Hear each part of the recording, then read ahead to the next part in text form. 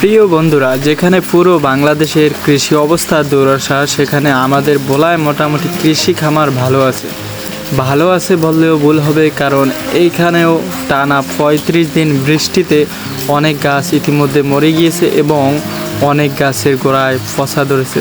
তো এই গুরুত্বপূর্ণ সময়টাতে এই যে খামারের যে একটা রোগ সৃষ্টি হইতেছে, সেটা হলো এই পচা রোগ থেকে আপনারা কীভাবে এই বর্ষার সময় বাঁচবেন, আজকের ভিডিওতে সেই বিষয়টি একটু আলোচনা করব।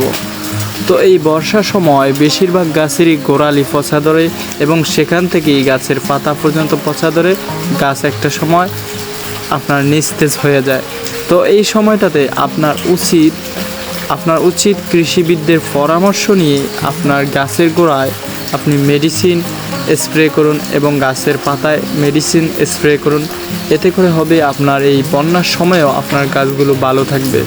তো অনেক জায়গায় ইতিমধ্যে দেখা গিয়েছে এই বন্যার সময় যেসব জায়গা তলায় নেয় কিন্তু কৃষি খামার উঁচুতে করছে, সেই সব জায়গারও বর্তমানে গাছের অবস্থা অনেক খারাপ। কেননা এই টানা বৃষ্টিতে বেশিরভাগ গাছই গোড়ায় পচা ধরছে।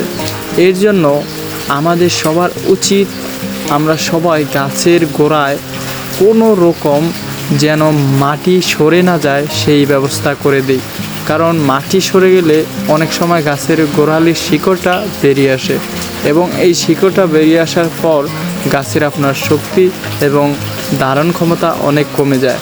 এবং বেশিরভাগ খামারেই আমরা দেখতে পাই আপনার গাছের গোড়ায় সার বপন করা হয়, কিন্তু গাছের গোড়ালিতে সার বপন না করে এই যে আমাদের গাছের মাঝখান দিয়ে আমরা একটা লোলের মতো টেনে নিতে পারি এবং সেই লোলের মাধ্যমে আমরা সার বপন করতে পারি।